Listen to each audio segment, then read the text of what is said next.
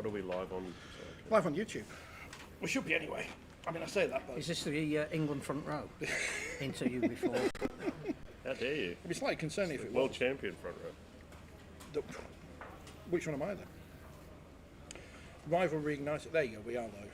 I assume we're live. Let me turn up and see if we're talking. Well, when you say live. Yeah, that's okay. Yeah. Vaguely on. Trying to put his phone there. So we're live on YouTube and on Twitter. John's Twitter. And Phil's phone. And we've got a very That's big... you. So Well, it makes him alive. That's good enough, isn't it? That work? You're supposed to do an intro, Rich. Well, no one's watching yet, so... There's 2 people watching. There's 2 Hello, people. people. Hello, Two people. Welcome to Wembley. Now it's 5. Are you live? Yeah. We are live. Are you coming on? No. Yeah, you can do whatever you want. It's not professional. Phil, how excited are you? The Ashes. If I was a kipper, I'd be the giddiest kipper. What is a kipper? It's a You don't know what a kipper is? You've got to a explain fish. Roy Walker to you. It's a fish, isn't it? yes. Yeah. I couldn't be more excited because to me it's always about international rugby league. Domestic season is great. Your loyalties to your team great, but when it gets to the international element of this sport, it offers everything. Is that because you don't see John Bon Jovi at Batley v Cass? You probably see a tribute act. Yeah. We love a tribute act. Tom Bon Jovi. No, this I is... think it's because at the moment I've always grown up with international rugby league being the pinnacle. Been very, very fortunate to see international rugby going back into the 1970s, and even just the green and gold jerseys coming out were so evocative. Can you tell us about the 1973 series? 78, I can tell you. Okay. 73, I was a bit young. But the amount of international rugby league that's being played at the moment is just bonanza. sensational. While we're watching this today, I'll be keeping an eye out for the score of France and Jamaica, which is a World Cup qualifier. There's the European Championships, the Pacific Championships. It's like this is what we dreamt rugby league would be as a global entity. So yes, an Ashes series rather than just a one-off game is massive. Rich, does England have the grit to win? What does Stop that- laughing. But what does that mean? English people have grit. What No does one it else mean? has grit. What does it mean? Rhymes I with didn't say it. Yeah, it's just nonsense phrases, isn't it? I mean, I'm not going to the press conference, so I'm all right. Unless Sean sends someone out to get us. I don't know what Do you think he's watching in the dressing room? Yeah. Using this as motivation. Yeah, Okay. yeah. Everyone's writing them off. Well, yeah. John Wilkin from 3 years ago. Is that what he said? Yeah. Overhyped. Because I tend not to... because John Wilkin says something every day that gets reported on, I tend to filter it out. And that's nothing against John Wilkin. Just in case he's watching. I don't know what grit is or anything. It's nonsense. It's what are Australians are. What's your national characteristic? Well, this, I mean, I may have done... Rhymes with group. I may have done another podcast called Ashes Rugby League that Oh, you yeah. should get on all your... Or And we podcast can talk about providers. this, but Is he here, Lee? no, Lee's in Logan, which is out of Brisbane. No, I didn't know if he was coming on the He tour. was, but sadly, he's not. So he will be watching very early. He's very excited. He's probably, yeah.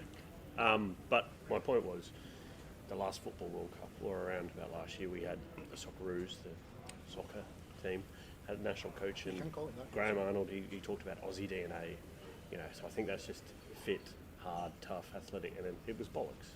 And as much it is nationalism, jingoism that it's worth, because it's rugby league at the elite level, everyone's got grit, everyone's tough. You have to have a certain level of determination to become a top-level international sports person, whatever you do. I also think the other reason why this is so exciting is that we get the chance to see some players in the flesh that we've admired on our television sets. Yep. And that doesn't happen enough. So, before a ball has been kicked, clearly we have our allegiances to who we want to win. You sit over there, we sit over here. But I want to see Reece Walsh. Because, again, I watched that grand final, I admired him anyway. But to see him do what he did to win the Clive Churchill medal, the thought that in an hour or so's time we're going to see him actually live in the flesh, that excitement never lessens. Do you think there may be a Joseph Suwali style attempt on Reece Walsh with all the hype and the grit? Have they got any war chest left? To be honest, Sorry? Is there any war chest left? No, I meant they had a high shot trying to take his head off sorry, in Origin. sorry. Yeah. No, I mean, it'll be interesting to see how this game is refereed. That's another of the interesting rucks? elements. Well, Messy rucks. being English, I would hope so, because I think we need to take every single advantage we can to win this test. So if we win this test and it goes to a decider at Headingley, I think the series has then been a success. Are you suggesting manipulating I hope so. No, I'll just take. I mean, if it snows in the next hour, I'll take that. Anything to give England an advantage. And again, in the 70s, when we had tours over in Australia, it always came back. The referees had penalised them out of the game.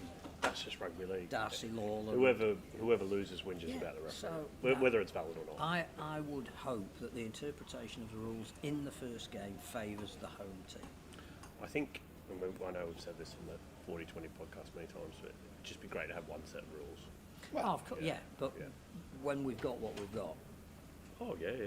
I mean, there will be an NRL referee in the it'll second be test, the and then second test will be a complete. depending on who wins, there'll be either an English. The Chillaroos are playing under one set of rules tomorrow, Yeah.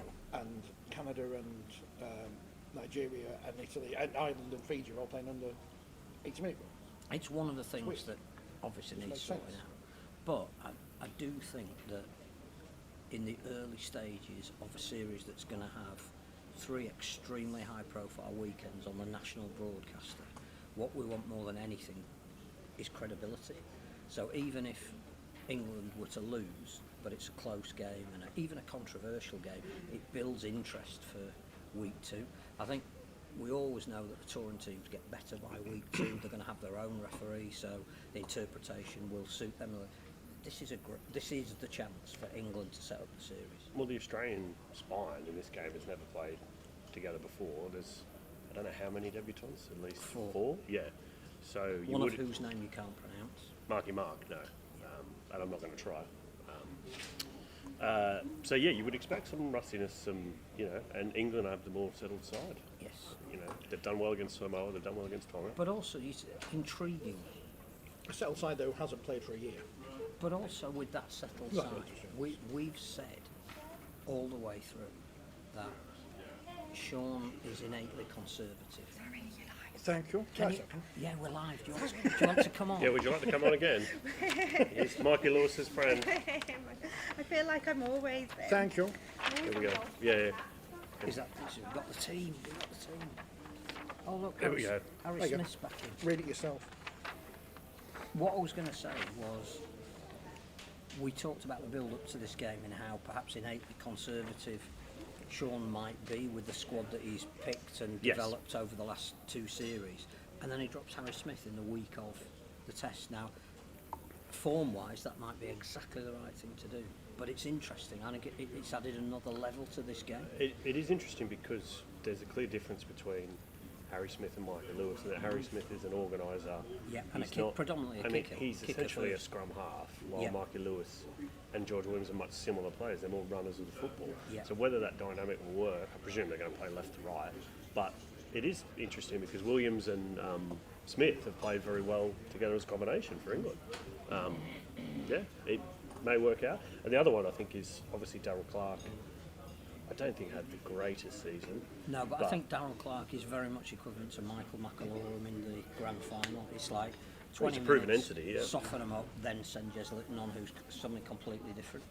Funnily enough, I think he also won Man of Steel once. So, He you know. did. Oh no, But- he's a good player, but there's no question of that. But No, but we don't want to pick Man of Steel. Because it was that a year when Man of Steel meant something. Or... no, it doesn't mean anything. You know? I think it's a big. I mean, obviously there are players in the England team who are not in form, but then you look at someone like Owen Trout, who's had a massive season, and has done everything he could to make that team. What do you think about the props? Starting with Havard and Lees, and then Worms and McMeekin coming off the bench to... I'd have started with Matt Meakin.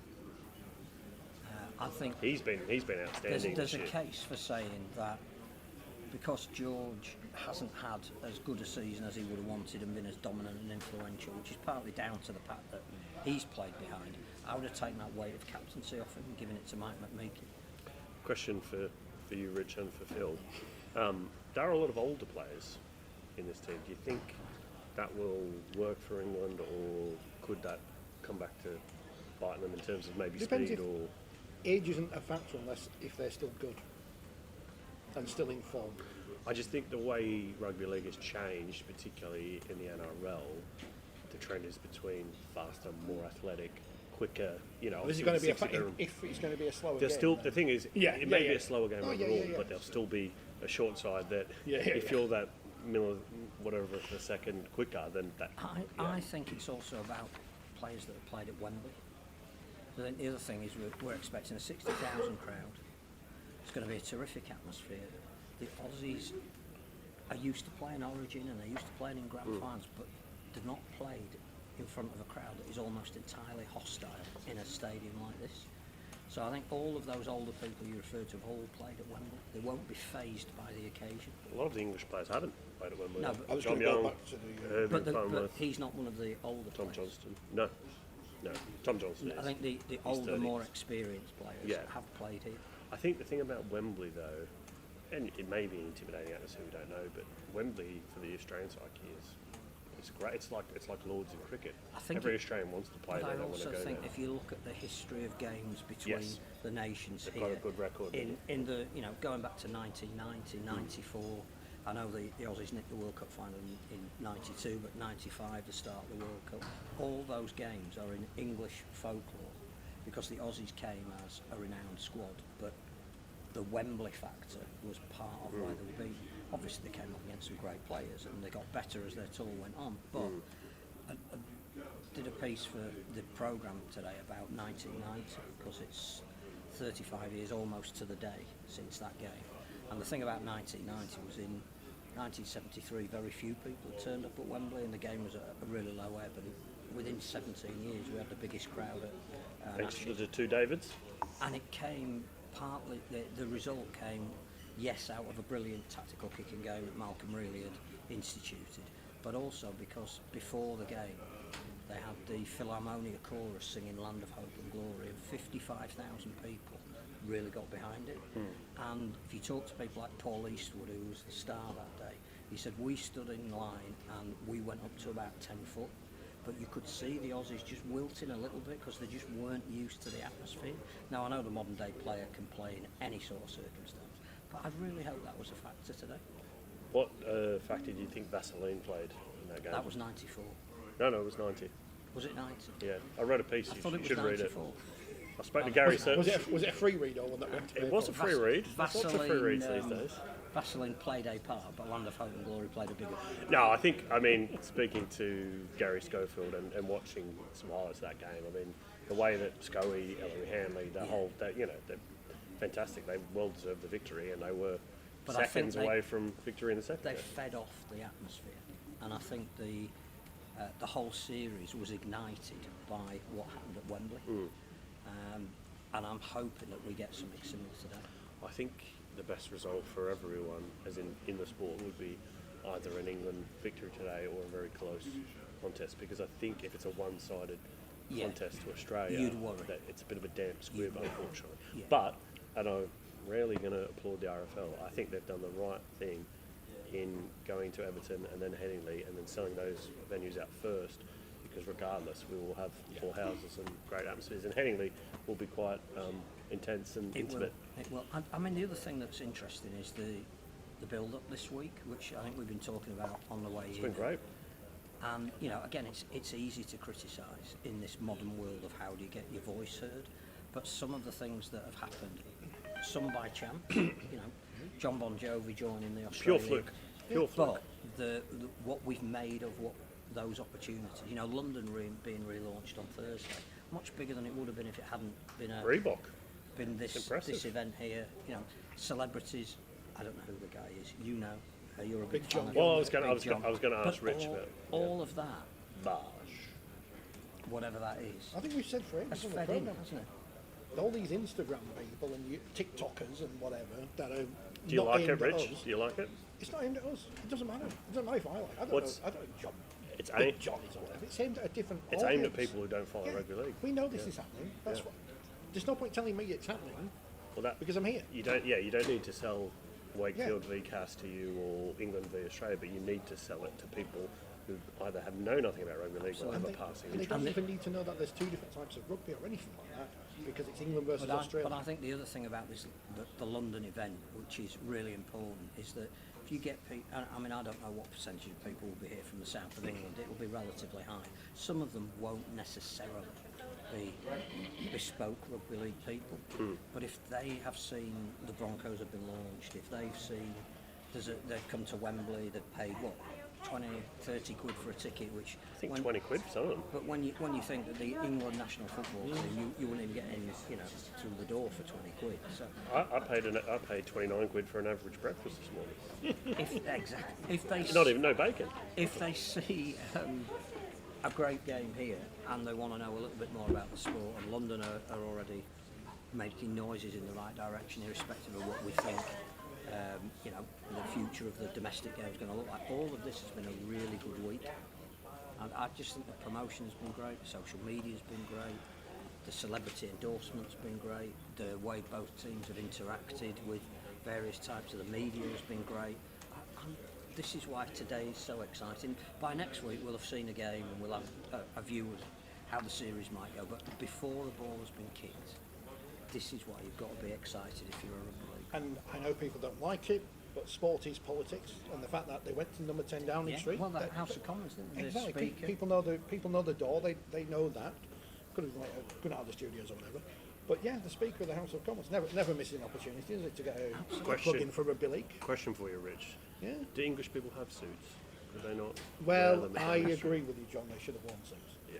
Well, do Australian I, people have suits that are colour coordinated? Yeah. What's going on there? Maybe not. But we look very classy, But professional. we're supposed to be like gentlemen and stuff. Yes. So we invented We should all have. this stuff. We should have. We should have. Supposed to. Yeah. But again, loads of talking points. The fact Oh, that it's we're even fantastic. talking They about don't get a photo the shoot at sartorial Downing Street. elegance is just brilliant. Who are we going to get ahead of the second test? Are we going to get Kiss, Stephen Gerrard, Kenny Paul Dalglish? McCartney, he's Liverpool. I was going to say which one of the Beatles is still alive? Or Yeah, Ringo? I don't know if he was an Everton fan. That was the Everton. Ringo? No, I don't know if he is. I think you need to link it to Everton, I think. That would be in your wheelhouse, wouldn't it, Phil? Yeah, Ringo or Paul. Not Dixie Dean, he's John. That was always a John. We can't help you on that front, sadly. Ouija board. I'm getting, what's her name? He's the man. Ouija. Thingy? Yeah. Yoko we Ono. could get Yoko. Yeah. I don't know what we do, but I She think killed the Beatles, though. she didn't.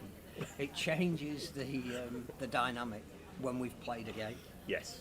Yeah. So I think next week takes care of itself on the back of whatever happens this afternoon. I think Because I think, as you say, if Australia have won convincingly, it's a fight then to maintain interest. If England have won, it'll go through the roof. I mean, this is the biggest sporting event of the day. There won't be anywhere else where there's 60,000 people.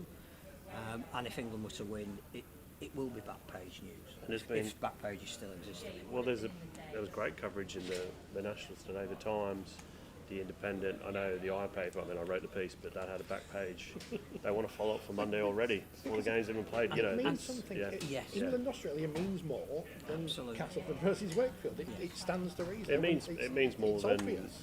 Manly v South. It means more than Wigan and St Helens. Yes. And Because we can get excited. But about also, it, you can because buy it hasn't happened for 22 years, there's that novelty value around it as well. There's a whole generation of people that have never seen these two teams play live, unless they happen to, travel over there. It's terrible that they haven't played each other in 8 years.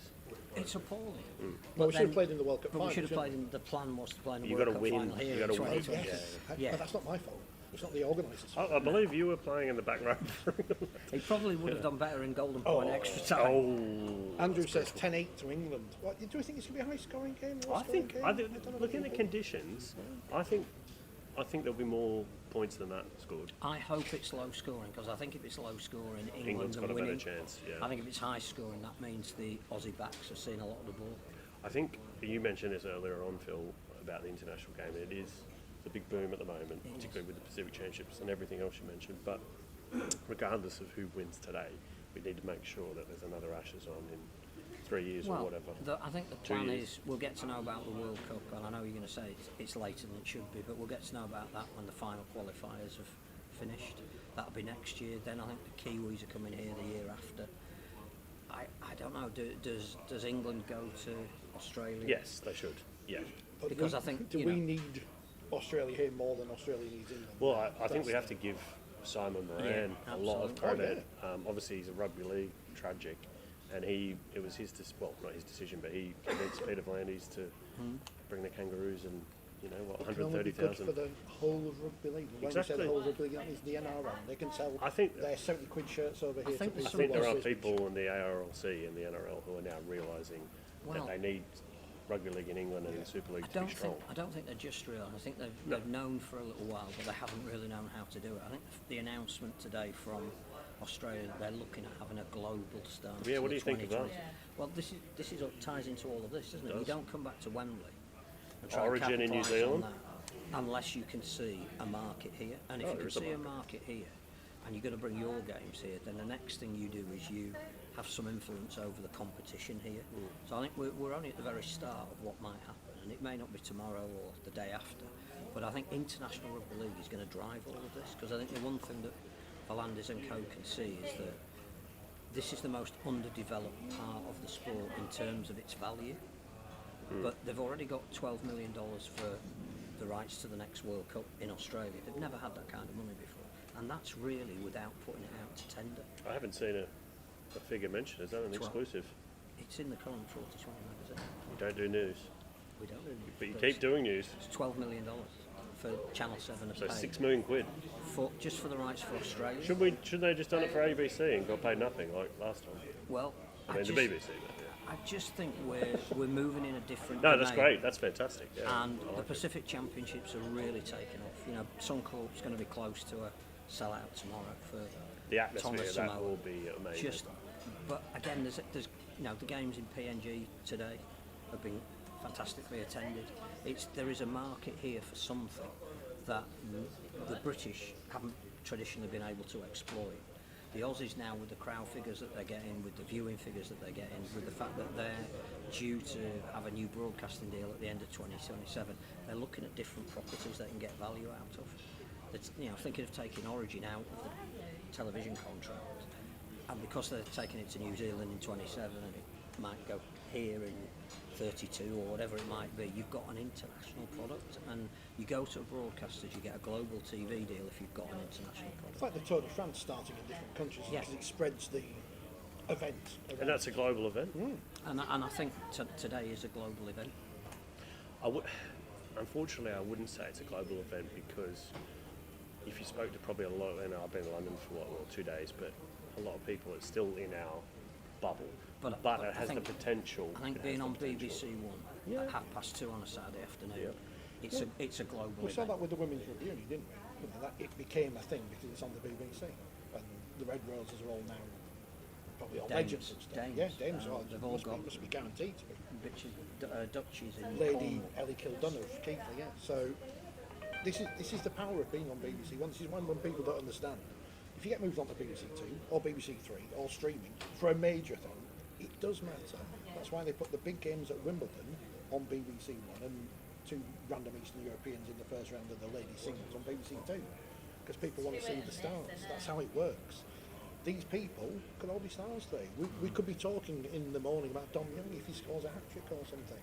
Or Herbie Farnworth, they're already starting to talk about him on the BBC website. He's a cheat code apparently. That's what the evil goal people Cheat who are good at code? sport. Yeah, cheat code. He's a cheat code. Reece Walsh is a cheat code. That's what the young people say. I don't know what it means. Well, I do know what it means. Oh, you're a young person. I know. Well, not as young as he used to be. But that's Right, the to me. Yeah, but, Well, you were alive Nathan. the last time Great Britain won the Ashes. Were you 9 years old? Nathan Cleary, I've heard of him. best in the world. Let's get lots Am I of more gonna say- questions about his girlfriend. But again, I think Mikey Lewis, has the potential to be a breakout player. Because Yeah. we know what he can do. We saw what he did in the Challenge Cup final. We saw what he did in the Grand Final. The nation is going to see this young, brash kid from Hull who might outplay Nathan Cleary today. It's a story worth watching this afternoon, whether you follow rugby league or not. If we sell it right. I can't remember, was it against Samoa or Tonga, but his debut, and I don't know if he won man of the match, but they interviewed him and he was in tears. That was a special moment because you could see what it meant to him and his family and the pride of representing his We've country. got loads of stories, both on the field and bubbling off the field. So I think that's why the international game is far more important than the domestic game. I agree with you that the venues that have been chosen have been perfect for this series. You come to the capital for the first one, you go to what is effectively a football city, but right on the edge of traditional rugby league And a land for nice the second shiny one, new stadium. that everybody wants to go and Yeah. see. And then you take the third one to not only a historic ground, but one that will, there is massive demand for that test that's sold out within, day and a half. And now all of a sudden there are people desperately trying to find, is there a spare ticket, has anybody cancelled them? All of that has built an interest that we just cannot get on a week-to-week basis. It's exciting. Probably on that note, we should wrap up. And what we should say is, because it's blindly obvious to everyone, but people don't realise it's the same with rugby union. People don't care about Bath and Bristol, even though that's on Sports Extra today, but they do care about England playing Scotland one day. It's all about internationals. The Olympics. Well, unless you're in the Pacific, in which case they don't give a shit, which again is why this is so important. Apart from in the Pacific. But yeah, this one. So Monday, 6 You're in, o'clock. you're in, I'm yeah. back. Yes, tune in, everyone. Fight night. Unless Australia win easily, in which case you're not invited to. No, as I've said numerous times, and I'll say it again on a different podcast, I can't lose whoever the result today. So. Andrew has said, why can't the be broadcast one live Super League game every Saturday tea time is a complete mystery? Because they isn't in the They contract, don't but pay. now we've got this But they extra don't bit. pay. I They know, don't pay for it's- rights. It's That's the thing. this is what people will watch. Yes. And before anyone says, oh, Yorkshire, Lancashire, no. Internationals. If you play England versus France, people watch it. It's England and France. Doesn't matter. But we'll see what happens. It's all good. Thank you for see you tuning later. in. Are we going to do something for the mixer, just in case? Like we did In case like we're we here did for at about Old 3 Just in Trafford. case hours. nobody comes Yeah. out. Yeah. Like we did at Old Trafford. We'll see you later. Where's the off button? There's me off